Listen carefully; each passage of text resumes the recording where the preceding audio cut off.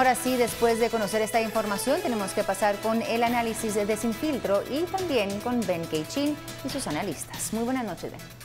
Gracias, María René. Y esta noche hablamos de los operativos que se realizaron durante la mañana por el tema transurbano y esa malversación de fondos con la etiqueta SF más transurbano. Pero antes, los dejo con la nota del día.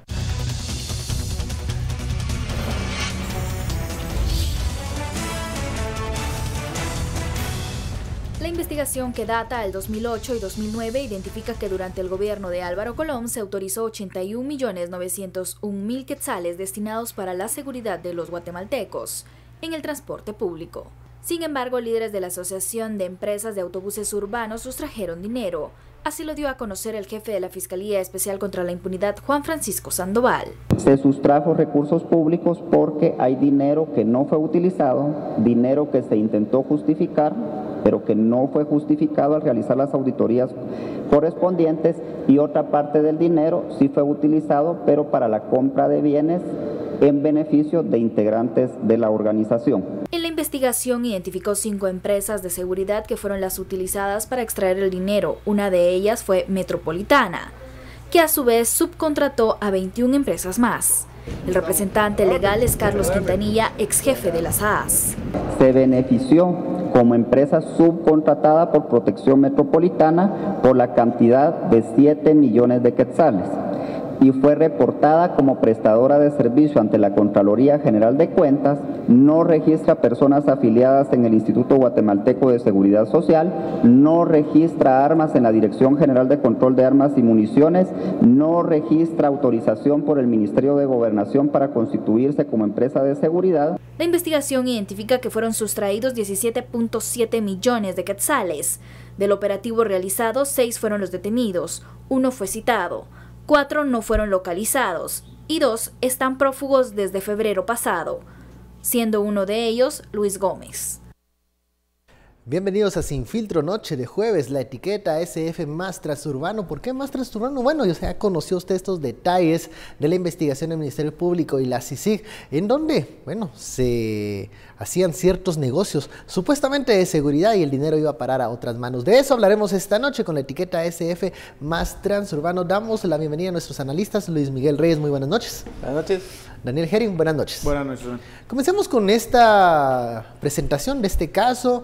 Algunos detenidos, figuras conocidas, algunos que incluso estuvieron en la arena política y otros también en puestos públicos. ¿Qué nos dice esto del transurbano?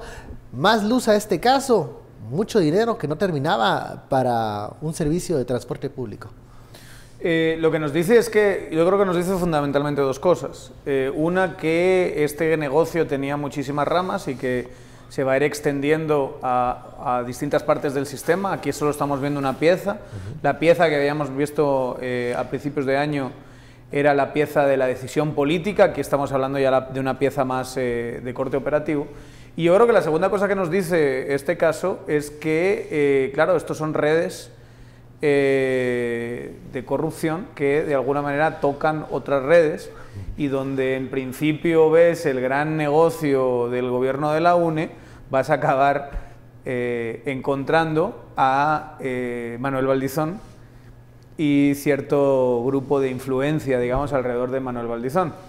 Y eso es algo, digamos, muy común y ha servido como... Aquí no ha habido o no tiende a haber transiciones técnicas de gobierno. Okay. O sea, estoy con esta política pública y te traslado la información y demás. Se da, pero no se da de manera ni tan técnica, ni tan profesional, ni tan sofisticada. Y tenemos el problema enraizado de que no hay continuidad de políticas públicas y demás. Pero las verdaderas transiciones de gobierno son a través de las redes corruptas y a través de los espacios donde hay negocio. Entonces, este negocio, que es un negocio que se monta donde la UNE, por supuesto tiene ramificaciones que sirven para que el siguiente gobierno o los gobiernos municipales que tocan un sistema como este también puedan alimentar, tener su pedacito, vamos a decirlo así, de este pastel. Y tienes estas figuras como la de Luis Gómez, que son articuladoras de esas transiciones. O sea, pase lo que pase, ahí está él trascendiendo gobiernos y cuidando, digamos, sus espacios y sabiendo manejar inteligentemente a quién le toca en la siguiente, quién va a tener poder como para poder protegerme en el Congreso, cómo voy a poder yo establecer las redes suficientes para mantener mi feudo y en el feudo tener pues este pastel que me alimenta y que yo reinvierto también en ese sistema, porque también donde acaba este caso, que lo podemos hablar con más detenimiento, es en un caso de financiamiento de partidos ilícito. Ahora, en la arena política se peleaban, pero tenían puntos en común, negocios en común. Luis Miguel. Sí, la verdad es que lo interesante de este caso es cómo toca diferentes espacios, digamos, tanto dentro de la arena política como también dentro de ciertos negocios, cierto tipo de servicios, como por ejemplo el de las empresas de seguridad privadas. Ahora, mucho se ha hablado de cómo se manejan estas empresas de seguridad y hoy vemos cómo salen a relucir dentro de casos de corrupción muy sonados, ¿verdad? Un caso de corrupción que además, por lo que se mira ahorita, que además, este ni siquiera es la segunda parte de Transurbano, este es como Transurbano 1.5, ¿verdad? Y vamos a ver una parte más grande de Transurbano que no sabemos quién más va a salir por ahí. Ahora, lo interesante con el tema de las empresas de seguridad es que, por ejemplo, hay como diferentes tipos de empresas de seguridad. Las empresas que se pueden llamar tipo A, que son empresas grandes, con servicios mucho más caros, que además muchas son incluso capitales extranjeros, ¿verdad?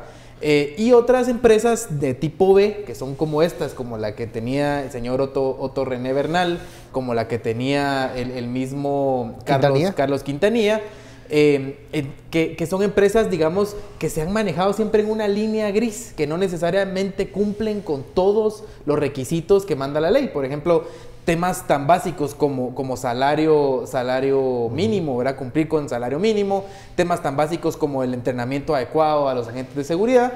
Y entonces estas empresas, mucho de su negocio, ¿verdad? Por lo que se ve, es darle servicios al Estado, ¿verdad? No solo en temas como el transurbano, sino que también están metidos en otros espacios y por eso su relación tan directa con políticos como Manuel Valdizón o incluso con la UNE. Ahora, mi pregunta es, ¿estos servicios que ellos prestaban en algún momento, qué tipo de calidad eran? Porque aparte de ser un negocio a compadre hablado, ¿crees que invertían en esos servicios? ¿Se dieron en algún momento? Si te refieres a la mitad que de facto sí metían al negocio, no sé, a lo mejor había gran calidad en eso. El punto es que agarraban otra parte sustantiva de ese negocio, esa es la acusación del MP, eso es lo que está sobre la mesa y sinceramente conociendo a un personaje como Luis Gómez y personajes que toca esto, a mí me parece que en este caso es perfectamente creíble.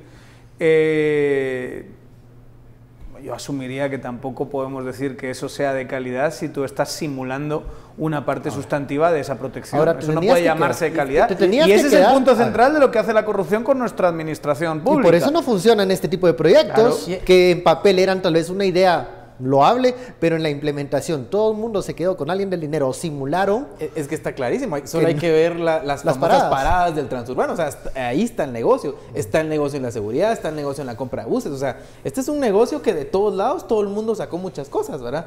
Y por eso es que tenemos hoy al presidente Colón y a su gabinete pues ligados a proceso por el tema del caso de transurbano. Ahora, sí, lo que hablaba sobre el tema de la calidad de los servicios, es que este precisamente es el tipo de empresas de seguridad de las que se ha hablado siempre, que por ejemplo, si uno habla con agentes de seguridad, mire, ¿y cuánto tiempo tuvo usted entrenamiento para utilizar esa arma? ¿Verdad? Y le dicen, bueno, me mandaron a un curso de una semana y aquí estoy, ¿verdad? Y luego ya me ponen aquí a cuidar este espacio, ¿verdad? Ese es el tipo de empresas de seguridad que dan ese tipo de servicios deficientes y con muchos problemas.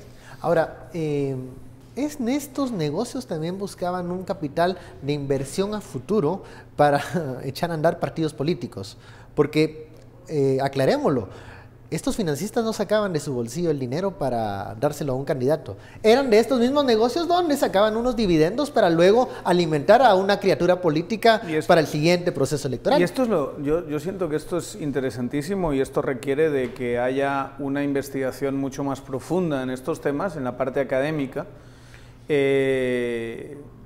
Creo que ahí es donde los que nos dedicamos a academia en este país tenemos un reto importante porque también la investigación académica es muy débil, pero es creo que lo que estábamos viendo era un proceso de independencia cada vez mayor de la clase política de las fortunas que tradicionalmente habían financiado a los partidos políticos. Entonces tú tienes a alguien como Valdizón, por ejemplo, que los esquemas que establecía eran esquemas que tenían que ver con contratos en el Estado, que tenían que ver con plazas en el Estado, y que con esa clase de dinero era que acababa alimentando un proyecto político que a su vez iba a servir para asaltar el poder y depredar esos recursos. Y se vuelve... el comisionado siempre habla de que el financiamiento es el pecado original del sistema político guatemalteco. Creo que hay bastante que discutir al respecto, pero esto, más que un pecado original del que surge todo, es una especie de círculo vicioso, porque es con ese dinero que se financia el partido que va a llegar a tener algún tipo de cuota de poder, ya sea mucho, ya sea poco, y con esa cuota de poder va a recuperar la inversión para volver a alimentar otra vez el sistema. Y no buscar financistas claro, es que externos. así es cuando, y eso es lo que pasaba, Valdizón con los financistas tradicionales, ya sean de capital tradicional o capital emergente, llegaba y decía, bueno, dame si quieres, pero no te necesito. Y eso también, por eso Valdizón también generó en su momento una incertidumbre muy grande, y había muchos actores políticos que le tenían una gran desconfianza porque había encontrado la fórmula de ir independizándose, haciéndose cada vez más autónomo de esas otras fuentes de financiamiento. Y además diversificando esas fuentes, porque, digamos, tenía, o sea, verlo que está metido incluso en el negocio del transurbano, está metido en Odebrecht, está metido en otros casos, y además que probablemente con eso también financiaba su partido satélite, que era el Corazón Nueva Nación, ¿verdad? Ajá. CNN, donde el señor Otto René Bernal, que hoy fue capturado, era el candidato presidencial, ¿verdad? Entonces, como todo fue, o sea, era un entramado bien complejo de espacios donde Valdizón podía tener acceso a recursos del Estado para financiarse, lo que dice Daniel. Es financiamiento público. Al final de cuentas, en la práctica, lo es. están financiando Ilícito, públicamente, pero público. ilícito, Pero público, y con eso echas a andar Yo los estoy partidos. convencido que si tú, o sea, claro, no lo podemos saber, necesitamos de muchísima más investigación y necesitamos de que avancen las investigaciones para poder tener un panorama más amplio de esto. Pero yo estoy convencido de que si tú, en forma de plazas del Estado, es decir, donde pagas favores clientelares y que esa gente te trabaja en la campaña, y recursos que en última instancia venían o de sobornos a empresas o de contratos directamente o de concesiones o lo que ustedes quieran, si tú contabilizas qué porcentaje del dinero de campaña es de esa naturaleza, yo creo que nos llevaríamos una gran sorpresa. Y lo que te encuentras una vez más es alguien que con el poder accede a recursos que sirven para financiar partidos que llevan a más poder, y así se vuelve el círculo vicioso y vas apartando a la otra clase de financistas para deberte a ti mismo y a tus intereses, y desde esos intereses poder ocupar espacios, incluso espacios empresariales, que es lo que Valdizón todos tenemos la sensación, nunca lo sabremos, gracias a Cici, nunca lo sabremos, gracias a Cici, tenía la intención ya de meterse en otra clase de mercados que han sido ocupados por actores más tradicionales. Bueno, vamos a la primera pausa de la noche, la etiqueta SF más Transurbano. Y al volver, ¿qué nos dice este caso que se presentó por el Ministerio Público y la CICIG? ¿Cómo está funcionando la comisión?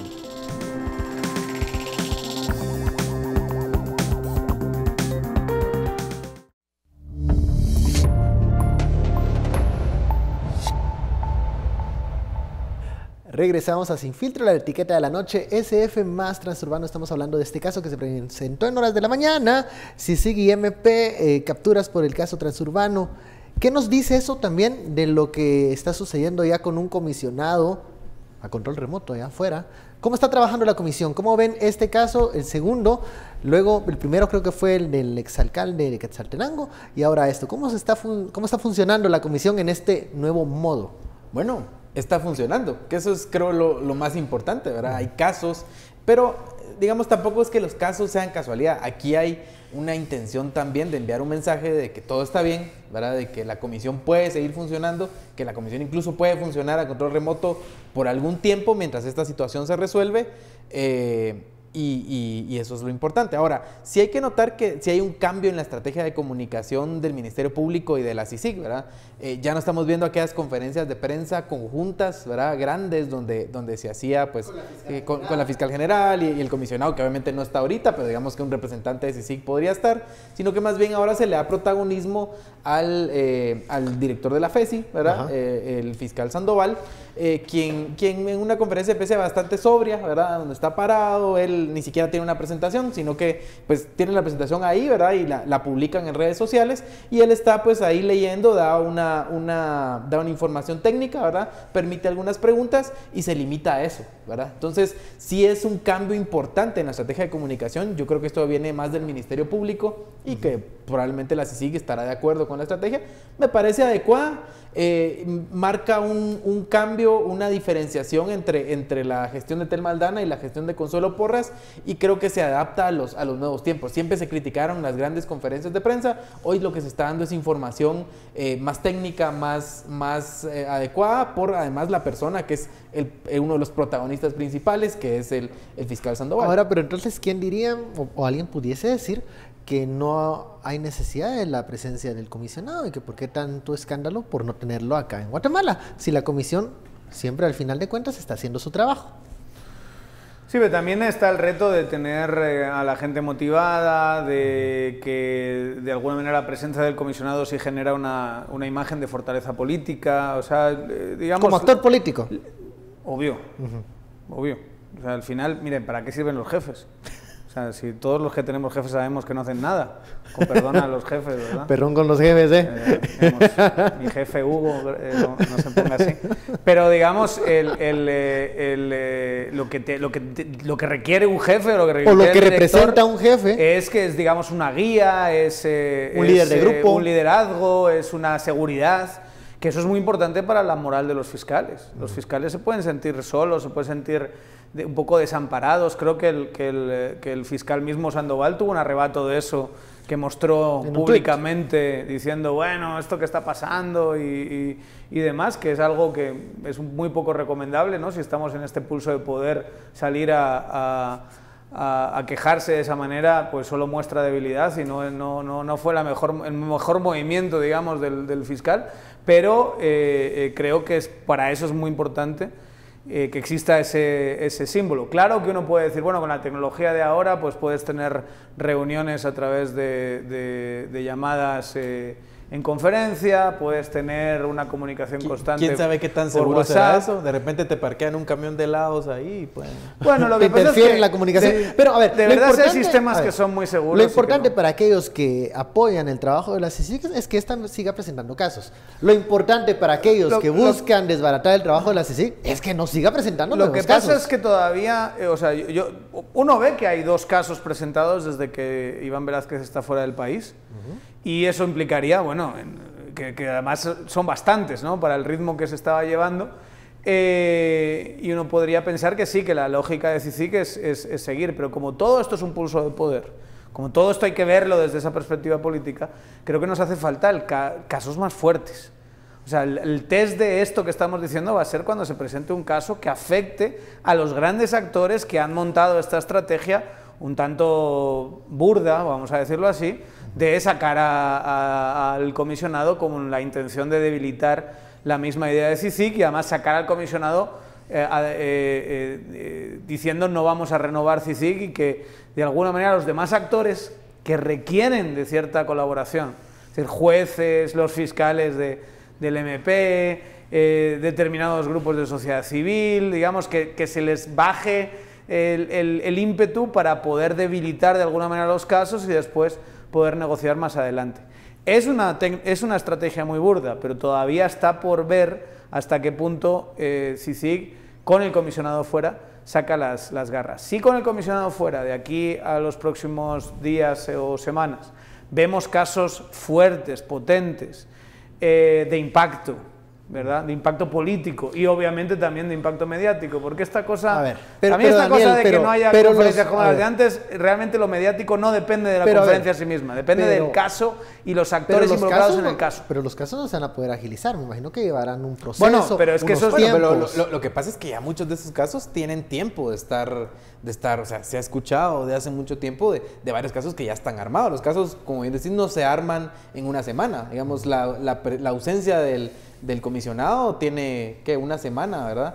De estarse dando y estos casos ya vienen de un tiempo. Entonces, solo es cuestión de que escojan el mejor momento para poder presentar estos casos y que además que consigan pues las audiencias con los jueces, ¿verdad? Y el apoyo del Ministerio de Gobernación, que es clave en todos estos procesos. Ahora, lo importante sí es el comisionado tiene que estar, ¿verdad? Tampoco se puede pretender que se va a hacer a control remoto como se ha dicho. Como salía en aquel meme, ¿no? Sí, o sea, yo creo que eso no va a ser así, ¿verdad? Esto se tiene que resolver de alguna forma, ya, ¿verdad? Hay que esperar a ver qué dice la CC, que estamos, como dirían, esperando como agua de mayo esas resoluciones para ver qué pasa y poder ya tener una CICIG funcionando de manera normal y un gobierno pues que no estorbe el trabajo de la comisión que es tan importante en este momento. ¿Crees que estos casos son fuertes o como Daniel que está esperando otro más, digamos, de magnitudes No, diferentes? son fuertes. Son casos importantes. creo yo. Objetivamente, Digamos, en términos de figuras políticas, ni Sí. Carlos Quintanilla, ni Ni Mito Otto Barrientos, Bernal, pero ni Valdizón Mito- sí, digamos que Bueno, pero ahí tenés Valdizón un... está... pero tenés Es como- eso sí es hacer leña del árbol caído. O sea, Valdizón es- pero- venga, dale otro, que ya está en el suelo, ya- dale otro golpe Pero más. qué mejor momento que ahorita que ya viene de regreso y que lo ¿Qué, vamos a qué tener. sería un, pero qué aquí sería yo un no estoy caso- diciendo que no salga A ver, este ¿qué caso? sería un caso fuerte, un caso pesado? Un caso que afecte al Congreso, por supuesto. Congreso de la República, Sí, claro. Odebrecht, lo que se hablaba Sí. de los pagos, Total. la municipalidad que se quedó pendiente, eso sería un caso fuerte. La caja de Bueno, Pandora, hubo ahí ¿verdad? una serie de allanamientos, digamos, sí, que serían fuertes. Yo, sobre todo, creo que en esta circunstancia, todo lo que tenga que ver con el legislativo, sobre todo. El legislativo que en este momento está atrincherado y está en una fase de es momento de hacer nuestra parte. Eso es lo que piensan los diputados. Pues no lo sé, no sé hasta qué punto está en esa fase. Yo siento que por lo menos la intención de sacar rápido la ley de antejuicios se les cayó.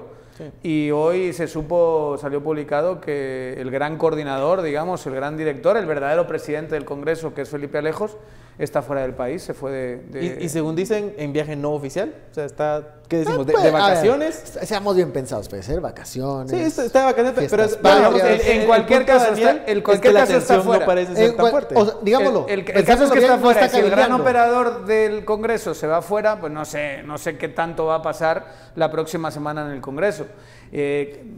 Estamos en esta tensión en la que nos tiene la CC, habiendo guardado lo que es realmente importante en esta crisis, que es el tema de los amparos. El gran elefante blanco en la sala es los amparos y la CC. Todo el Exacto. mundo Es que- está esperando es eso. Que es lo estamos que esperando. genera este stand-by, pero uno esperaría que desde Congreso sigan trabajando, sigan metiendo presión a la CC, desde mi perspectiva sigan amenazando a la CC, que es para lo que sirve el tema de la ley de antejuicio, y eso está relativamente estático, parado, ¿verdad? Y si tú ves, no sé, es un gesto, a lo mejor está todo tan cocinado que no hace falta que esté él, pero que el gran operador, el operador más habilidoso, inteligente, despiadado, en el mejor sentido de la palabra, políticamente despiadado, o sea, es un político, digamos, con muchas habilidades, vamos a decirlo así. Hoy lo ha halagado ¿cuántas veces? Sí, como ya- 4 ya veces. como 4, sí, no, Felipe ha de estar feliz con Daniel. Hoy está de vacaciones. Ahora que está de vacaciones, no está cuando viendo. pudo ver el No, programa, no está viendo yo- televisión. el halago de Daniel no es lo vio. no es un secreto que yo creo que él opera para mal del país, pero es un gran operador, es un buen operador. ¿En serio? Y entonces él se va, ¿y qué? ¿Aquí se van a mover cosas? No lo sé, yo tengo mis dudas, a lo mejor me estoy equivocando. Pero mi punto es que por lo menos esta semana sí se bajó y sí había, o sea, uno cuando ve la reunión de jefes de bloque, donde se cae de la agenda la ley de antejuicios, bueno, tienen que ser unos actorazos para que eso sea fingido. Yo creo que ahí había tensiones reales. Sí, O sea, no era ninguna tontería esa tensión de metamos la ley de antejuicio y no la metamos. Yo vi una buena parte de esa presentación que se transmitió en directo y había una tensión importante. Hay que ver si no tienen síndrome postraumático los diputados, pues ahora que se cumple un año desde que los encierran en el Congreso y están en ese periodo y ven a los alumnos de la San Carlos, pues ahí tan prestos a repetir lo que pasó el año pasado. Entonces también a lo mejor pues ya el tema de la ley de antejuicio se cae, ya no vamos a entrar en ese tema y ya solo la atención es esperar que la CC resuelva, pero más importante, esperar cuál va a ser la respuesta del gobierno después de lo que la CC resuelva, porque los mensajes que han venido del gobierno, eso todos lo sabemos, es que están dispuestos a no acatar resoluciones que ellos consideren ilegales, son palabras de ellos. Vamos a hablar de un tuit bueno, creemos que es la cuenta oficial del diputado Galdames, al final no sabemos qué, pero representa muy bien el espíritu de ese parlamentario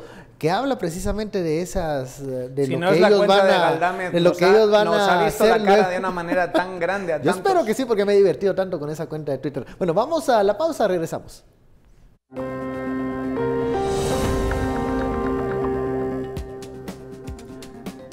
Anuncios de salida del gabinete de Jimmy Morales.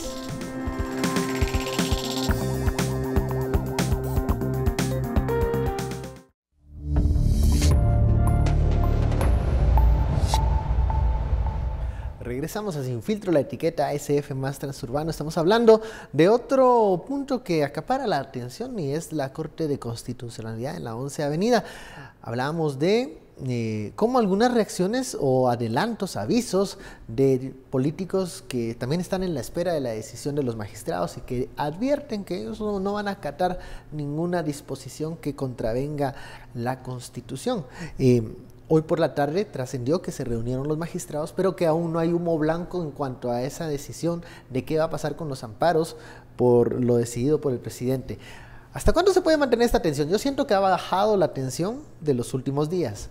Pasadas las protestas, pasados los bloqueos en la provincia, la marcha de Codeca, la manifestación de los estudiantes, el non grato del Consejo Superior Universitario, que no cayó en gracia al vicepresidente Jafet Cabrera, pero las tensiones creo que han bajado y ¿pudiese esto ser un escenario favorable para una decisión de la Corte de Constitucionalidad o seguimos trabados con el 3-2 en los magistrados? Luis Miguel. Bueno, lo que estamos viendo es que si no hay una respuesta todavía es porque no han logrado, realmente alguien ahí está bloqueando, hay incomodidades con lo que está pasando, entonces tenemos que esperar, ¿verdad? Definitivamente creo que lo importante, lo decía en el segmento anterior, es la reacción después de eso, ¿verdad? O sea, es importante lo que resuelva la CC, ahorita hay mucha incertidumbre, no se sabe para dónde va a batear, pero sí es muy importante ver cuál va a ser la respuesta del presidente Morales. Claro, va a depender de qué diga la CC. Ahora, lo que pasa es que los mensajes que está enviando el sistema político es un mensaje muy claro de que no quieren acatar resoluciones que ellos consideren ilegales, ¿verdad? Que esto puede significar cualquier cosa, pero sí es muy delicado. Porque decir eso, ¿verdad? Y además cumplirlo es lo que nos pondría al borde de un problema institucional muy serio con el que realmente tenemos que tener mucho cuidado y con el que esperamos que el presidente y la gente que le rodea y el sistema político sean prudentes con lo que están diciendo y con las cosas que están prácticamente amenazando. Incluso el Procurador General de la Nación, el abogado del Estado, lo dijo en una conferencia de prensa la semana pasada, el presidente lo ha dicho, algunos diputados allegados a esta idea de sacar a CICIG lo están diciendo, entonces sí es muy peligrosa la situación. Pero lo que tenemos que pensar es que la ciudadanía, nosotros tenemos que estar conscientes de lo que nos están diciendo, ¿verdad? Porque desobedecer a la CC es muy delicado, podría implicar un rompimiento constitucional, podría ponernos en una situación de crisis aún mayor que la que tenemos ahorita. Esta larga espera que estamos en la víspera de conocer la decisión de los magistrados, algunos adelantan incluso que pudiese ser lunes o martes, que van a pasar estas fechas de independencia y hasta después conoceremos la decisión de los magistrados. Daniel, ¿aumenta la tensión, se mantiene, disminuye?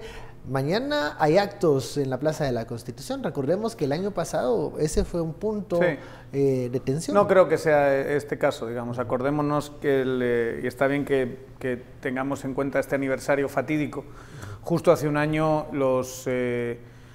buena parte de los congresistas de este país intentaron dar un golpe de impunidad que hubiese sido muy grave y casi mortal, para, por razones completamente espurias y personales, legislar en su favor. Librarse ellos con unos decretazos pasados de urgencia, hechos a medida y que hubiesen tenido problemas sistémicos a largo plazo, incluso a medio y corto plazo. Yo creo que vale la pena recordar ese momento terrorífico, más ahora pensando en 2019. Por favor, acuérdense de esas caras, acuérdense de esos comportamientos y veamos quién estuvo dispuesto a hacer eso. Y sobre todo quién estuvo dispuesto a promoverlo. Digamos, hay muchos que estaban ahí que les dijeron vota y pensaron que era una solución de corto plazo a problemas que podían tener, pero eso también rompió muchos liderazgos en el Congreso y eso también se nota hoy. Mire, no va a ser lo mismo porque estamos pendientes de la ACC. O sea, realmente la crisis institucional sería obvio que desobedeciesen lo que sea que la ACC convenga, y ahí es donde yo creo mucho más el escenario en el que están amenazando para que la ACC se eche para atrás, se amedrente y diga estos están dispuestos a desobedecerme y que aquí se produzca una gran crisis institucional.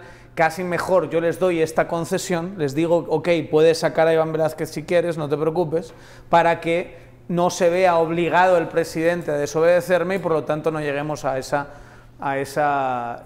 gran crisis. Yo creo que ese es el juego que están jugando ahora, es intentar ser lo más agresivos, y ahí la presencia militar, ahí digamos la estética agresiva, intentar ser lo más contundentes en estas cosas posibles para amedrentar a la ACC, meterles el tema de la ley de antejuicio. Todo está bloqueado. ¿Se acuerdan ese diputado que dijo aquí no vamos a ver ni M hasta que no se vea el tema de transfugismo? Pero lo de la ley de antejuicio por esta coyuntura sí lo sacaron y sí lo pusieron primero en la agenda para poder amedrentar a la ACC. Y todo esto es un juego con la ACC para que tome la decisión, se eche para atrás y tome la decisión que les conviene a ellos. Si la ACC toma una decisión que ellos no pueden sostener discursivamente, yo no creo que este gobierno, que es el gobierno más débil de la historia democrática de los últimos años, sea capaz de una clase de rompimiento de esa naturaleza. Yo creo que muchos de los actores, cuando ya se vean obligados a tener que desobedecer a la ACC, no van a acompañar al presidente y compañía en ese proceso. Porque es que solo hay que hacer una evaluación medianamente lógica para saber que este presidente ya va a ser muy débil en 2019, muy desgastado. 2019, como todo año electoral, todo presidente deja de importar. Y este no va a ser la excepción, y quizá con más profundidad. Entonces, no te va a proteger Jimmy Morales si tú desobedeces, haces algo como desobedecer a la ACC, que son palabras mayores. Y en 2020 ahí sí no te va a poder proteger porque ni siquiera va a ser presidente. Hay una certeza de que no va a ser presidente. Entonces, obligar a muchas veces burócratas profesionales, a personas que quieren seguir teniendo su puesto en el Estado después de que acabe este gobierno y después de que acabe el siguiente, obligar políticamente o llevar políticamente a que desobedezcan a la ACC es muy complicado para un gobierno que es débil y que está de salida. Ahora, todo el mundo lo sabe. Ahora, Daniel, si lo vemos desde la perspectiva de la sobrevivencia, que esta puede ser la última opción para imponerse para un presidente que, como lo mencionaste, o sea, no tiene nada que perder más, ya está saliendo a 2019, y que este puede ser el momento de que todos metan el hombro para el último esfuerzo, todos los señalados, todos los que pueden estar pero cuidado, ahí hay un límite, hay un límite de número. ¿Quiénes creen que no van a acompañar al presidente en esta travesía? Yo sí no estoy tan optimista, digamos, en pensar que no son capaces de llegar a ese extremo. Digamos, ¿quién? Claro, el presidente mismo, porque él lo ha dicho. Ahora, claro, el tema es si la ACC le va a tirar la presión a él. Hay un buen trecho. Pero es que tampoco lo creíamos capaz de hacer muchas cosas que hasta ahora ha llegado. Claro, yo creo que la amenaza es real. O sea, lo están diciendo, el mismo abogado del Estado parece avalarlo. O sea, hay muchas personas enviando ese mensaje. El otro día una de las personas que se dice asesor, o se dice que es el asesor de este presidente, Acisclo Valladares, lo decía en una entrevista en una radio. ¿Qué decía? ¿Verdad? Entonces, decía que el presidente no está obligado a acatar decisiones ilegales. O sea, está claro, está claro que están tratando de enviar un mensaje. El primero que sale corriendo sin desobedecer a la CC es probable, Acisclo Valladares. Es probable. Sin ninguna duda. Pero estamos hablando también de un animal, hablando del sistema político que está acorralado, que puede ser peligroso. Digamos, yo tal vez no lo subestimaría en la capacidad que tengan de cometer errores muy grandes, ¿verdad? De llegar y apretar el botón nuclear, si eso es posible. Yo creo que es posible, ¿verdad? Vamos a ver, pero no soy tan optimista en pensar que no son capaces de hacerlo. El presidente, su círculo cercano, yo no tengo ninguna duda de que Benja ¿Lo van a está acompañar? dispuesto a hacer Jovel eso. lo va a acompañar. Y Camilo Rivera, yo no estoy seguro que están Donado, dispuestos a hacer todo eso. Duarte. Una buena cantidad de diputados también están dispuestos. Yo estoy hablando del tipo de inmigración. Ah, claro. Yo estoy hablando del policía, yo estoy hablando del militar, yo estoy hablando de esa clase de personas que no están, vamos a ver, los señalados no es todo el Estado, ni siquiera entre el Congreso está el mismo nivel de señalamiento, incluso algunos que pueden tener ahí un su casito que se diría, o algún tipo de cola que le machuquen, van a estar dispuestos a arriesgarse hasta aquí, no arriesgarse hasta la otra parte. Les dan, como se dice en buen chapín, arreones de burro, ¿verdad? O sea, toma la decisión el presidente y bueno, ya, agarró valor, vamos detrás. Pero lo mismo pasó, si se acuerdan, la crisis pasada. Les dio el arreón de burro, el tema del non grato, aunque no les salió bien, y les dio como para hacer lo que hicieron el 13 de septiembre. Y después... Yo lo que no sé es qué tipo aplacados. de amenazas puedan caer sobre este tipo de burócratas que puedan estar Muy fácil. en la línea de fuego. Pongamos el ejemplo que la pongamos un CC... ejemplo. Pongamos el ejemplo que la CC dice, no, tienes que dejar entrar a Iván. Ya digo, quien puede solucionar el problema de esta crisis al presidente es la CC. Si la CC dice, bueno, puedes hacer lo que has hecho y le da su bendición, no hay crisis, porque él no se verá obligado a desobedecer a la CC. Pero si la CC dice, mira, según el convenio que es vinculante internacional, tú tienes que solucionar los problemas que tengas con este señor y encima yo te hice una sentencia el año pasado que dice que no volvieses a hacer una cosa como esta. Entonces, por favor, ahí me lo dejas pasar. Y la orden va directamente a el de migración. Señor, déjelo pasar. Si no lo deja pasar, voy a decir que le destituyan y va a tener responsabilidades penales. Y el de migración mira al presidente, mira a la CC, mira al presidente, mira a la CC y qué decisión va a tomar. Y ahí es donde yo digo que no creo que tenga la fuerza, porque Jimmy Morales no tiene popularidad, ¿Por no qué tiene caminar la habilidad, tanto no para tiene no llegar liderazgo. hasta ese punto? ¿Eh? ¿Por qué caminó tanto para no llegar hasta ese punto? ¿Alguna Lo garantía que tendrá que lo van a Lo que acompañar? pasa es que la presión no va... Lo que está diciendo Daniel es que la presión no caería sobre el presidente, caería sobre este burócrata, va a depender mucho de la abajo. sentencia. Yo creo que ahí está mucho de lo que se está discutiendo y se está negociando en la CC. O sea, una CC cautelosa No, haría la eso. CC no va a querer. Yo lo que sí estoy convencido es que la CC no quiere crucificar directamente al presidente. O sea, la CC lo que quiere es darle una salida a esta crisis de la manera más moderada posible, pero no quiere tampoco darle al presidente la total bendición, creo yo, estamos en el famoso 3-2 de siempre de la CC, no quiere hacer eso porque también la CC debe saber, pues son gente inteligente, la CC debe saber si le das esa bendición al presidente, van a agarrar esta cosa del Consejo Nacional de Seguridad y van a empezar a tener todo tipo, van a empezar a sacar gente, van a empezar a tener todo tipo de señalamientos porque todo va a ser seguridad nacional. Porque cualquier cosa que implique polarización va a ser seguridad nacional. Entonces vamos a tener que aplicar medidas restrictivas para todo aquel que para mí suponga polarización, un riesgo. que significa básicamente que opina distinto a mí. Entonces ahí es donde la CC, y por eso el amparo que sí aprobó hoy para la USAC y para las manifestaciones, sabe que esto es una deriva muy peligrosa, y más en manos de gente que tiene necesariamente que meter presión para librarse de los casos y para poder salir de esta. Porque esa es otra cosa, o sea, no les sirve al presidente ni a los que impulsaron este intento, no les sirve para, digamos, una opción que no sea meter toda la presión del mundo para votar los casos ahora. No les sirve decir, bueno, ahí nos vemos en mayo.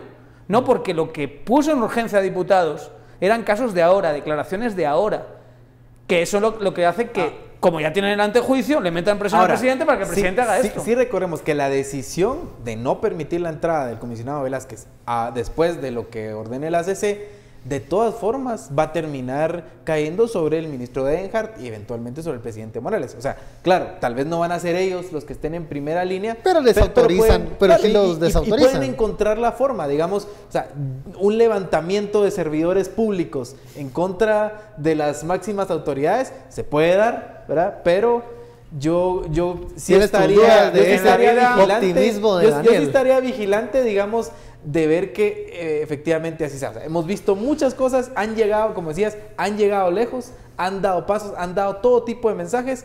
Si es un bluff, qué bueno, y ojalá eso es lo que mejor para el país. Luis Miguel, pero no tiene que ser un bluff en la mente de ellos. Yo lo que te estoy diciendo es quién va a estar dispuesto a seguirlo hasta el final. Y necesitan toda una estructura, no solo ellos, sino toda la estructura administrativa. Y hay gente que tiene ahí, que no está metido en ningún caso de corrupción, que tiene ahí su puesto de trabajo y que ese puesto de trabajo lo tenía antes de que viniese Jimmy y lo va a tener después de que venga Jimmy. Lo que pasa es que en ese se va a ver obligado a Daniel, tener que decidir si obedecerá a Jimmy o la CC. En el escenario de la CC dando esa orden y con la advertencia que hizo la fiscal general de que va a estar vigilante, de que no se estén cometiendo hechos delictivos, imaginemos que la fiscal, obviamente, va a respetar esta orden que emana de la CC, va a darse cuenta qué funcionarios van a cumplir y quiénes van a desobedecer. Es que tienen responsabilidad penal.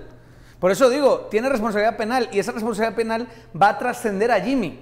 Imagínense que le sale bien todo. Y esto es una cosa que tienen que saber estas personas, las personas que trabajan en el Estado. Les sale bien y son capaces de decir, bueno, si la CC me dice que no lo deje entrar, yo no lo dejo entrar. Entonces, son capaces, digamos, de hacer eso. Obviamente tendrían que hacer una especie de estado de sitio, reprimir manifestaciones y todo lo demás, porque ya una vez que desobedeces en una cosa a la CC, la puedes desobedecer y puedes decidir tú en otras más. ¿Cuál es la sentencia que te gusta y la que no? Va. Pero una vez que tú haces eso, ya cometiste un hecho delictivo.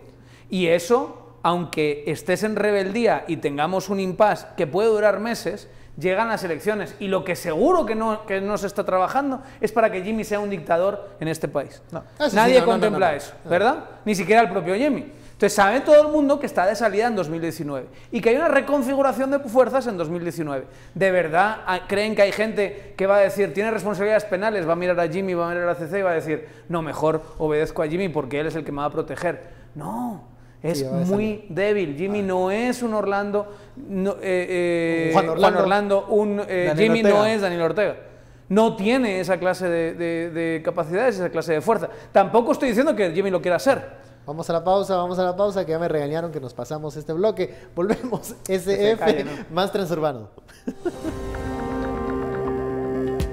Continuamos hablando de esta coyuntura, qué va a suceder en la Corte de Constitucionalidad y las reacciones de esas decisiones.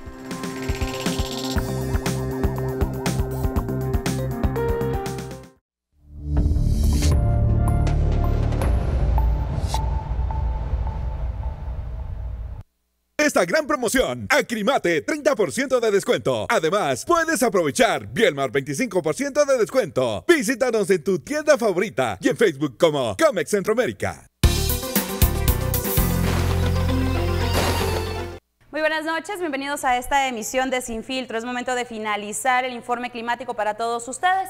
Tenemos en pantalla el pronóstico específicamente para la meseta central de los próximos 3 días. Podemos observar que viernes, sábado y domingo continuamos con presencia de lluvias acompañado de tormentas eléctricas, especialmente por las horas de la tarde y de la noche. La temperatura máxima va a estar alrededor del mediodía, entre 25 a 26 grados centígrados. Y tenemos información también referente al sol. 5:33 de la mañana es cuando tenemos los primeros rayos y los últimos los apreciaremos a las 6:32. Finalizamos de esta manera la información referente al clima. Soy Sara Guerrero, un gusto haberlos saludado. Disfruta de esta gran promoción. Acrimate, 30% de descuento. Además, puedes aprovechar Bielmar 25% de descuento. Visítanos en tu tienda favorita y en Facebook como Comex Centroamérica. Continuamos en Sin Filtro, la etiqueta ASF más transurbano. Estamos hablando de la decisión de la Corte de Constitucionalidad que aún no se da a conocer.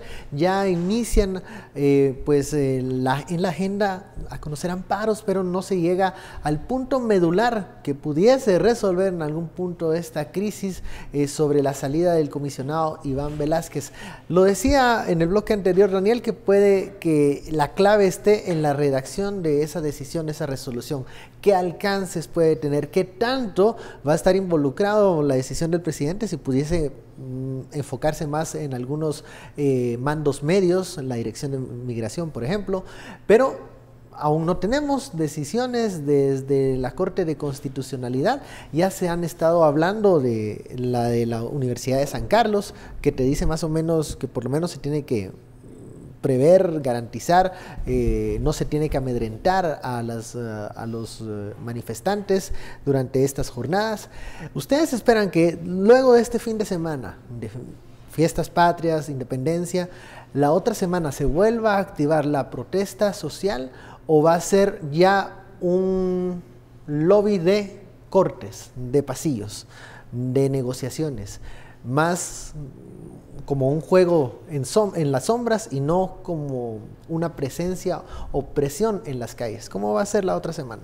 Sí, bueno, a estas alturas es difícil saberlo, pero creo que de nuevo va a depender un poco de qué decida la Corte y qué decisión tome luego el gobierno sobre la decisión de la Corte. La gente podría reaccionar de cualquier forma.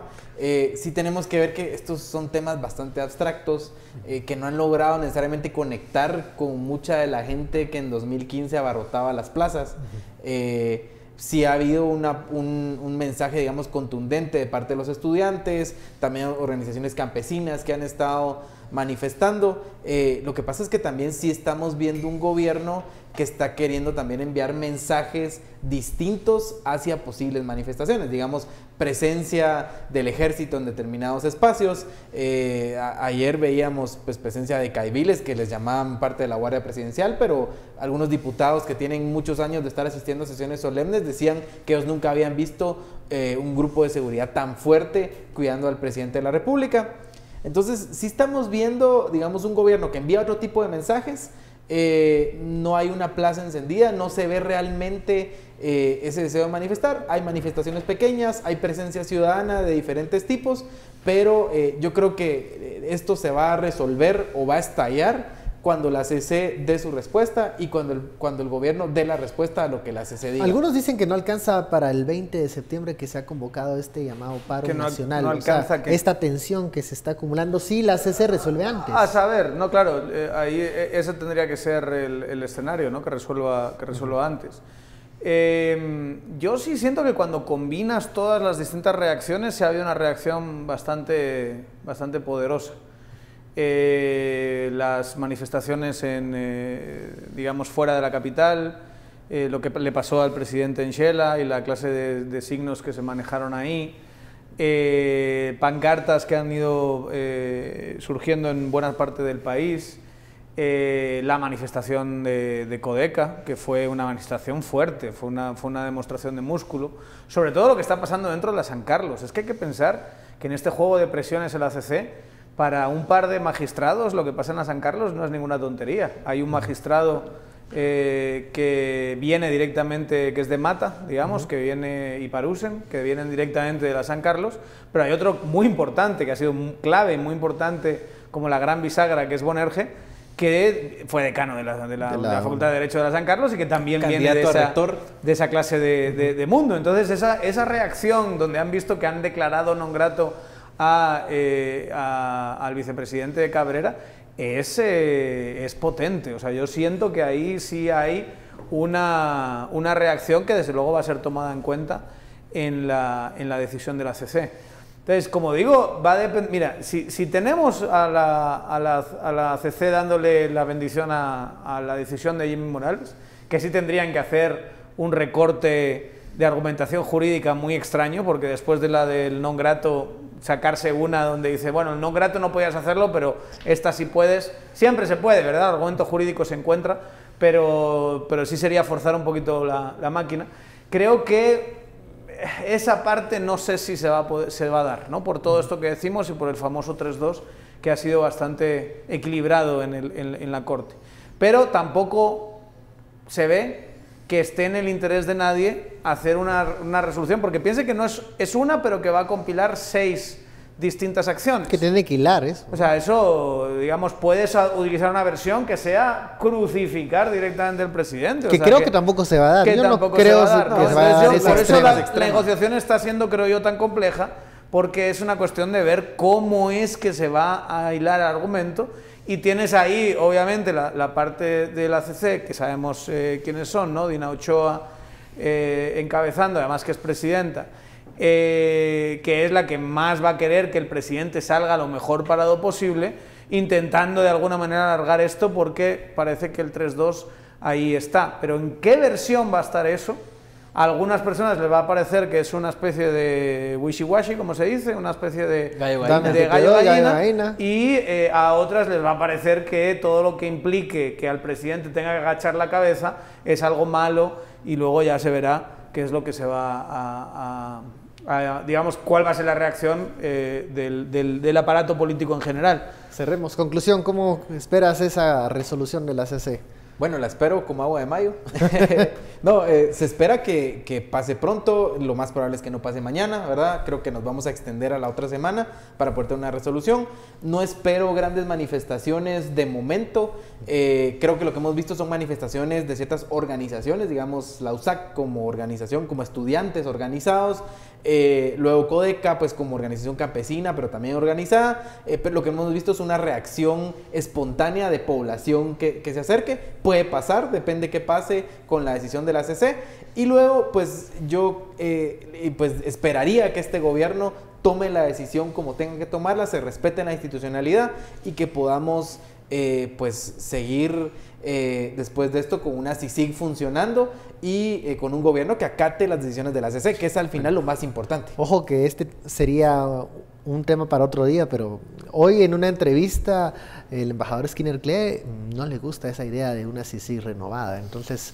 Lo cual refuerza la idea de que la interpretación que dimos a eso muchos era que no era un buen mensaje para el presidente del gobierno, que algunos de sus porristas habían estado celebrando lo que había dicho Pompeo, pero sinceramente cuando tú dices voy a cerrar la institución y el tipo te dice no, sí, va a haber cambios y tal, el año que viene vemos cómo la reformamos, eso no es darte la razón, ¿verdad? No, a ver qué pasa con eso. Bueno, hemos terminado esta hora de análisis. Muchísimas gracias, Luis Miguel. Daniel, a usted muchas gracias también, pero no se puede ir. Ahora viene María René.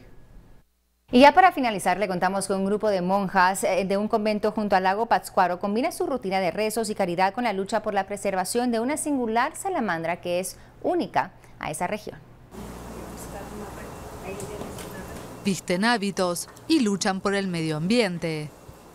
La hermana Ofelia es parte de un equipo de monjas en un convento de México que lucha por preservar la salamandra del lago Pátzcuaro, una especie en riesgo de extinción. Conocido por su habilidad de regenerar partes del cuerpo sin dejar cicatriz y considerado un dios por el pueblo purépecha, este animal habita un solo lugar en el mundo, este lago al lado del convento. Trabajamos en la reproducción de esta especie, en la protección, que sabemos que ya en el medio natural, pues bueno, prácticamente se está acabando. El lago Pátzcuaro sufre los efectos de la contaminación. Por eso, Ofelia y otras monjas en el monasterio de María Inmaculada de la Salud de Pátzcuaro han lanzado un programa para reproducir las salamandras en cautiverio, esperando que la especie pueda un día regresar a la vida salvaje. Si nosotras que lo conocíamos no empezábamos a trabajar o a hacer algo por la especie, pues se iba a extinguir del medio. El primer acercamiento entre las monjas y la salamandra no tuvo nada que ver con preservación. Hace unos 100 años la utilizaban para producir un jarabe contra la anemia y las infecciones de pecho. Pero en las últimas 2 décadas y ante la preocupante caída en el número de ejemplares, decidieron abrir una nueva puerta. A su rutina de rezos y caridad, agregaron aprender los secretos de la reproducción de la especie. Hoy tienen 300 salamandras a cargo, suficientes para seguir produciendo su jarabe, compartir especímenes con universidades y ocasionalmente preparar una sopa con ellas, a la espera que las condiciones del lago permitan su retorno a su lugar de origen. Así finalizamos ya Noticiero Guatevisión y Sin Filtro. Esperamos que pase una muy feliz noche y le deseamos desde ya un excelente viernes. Que descanse. Chao.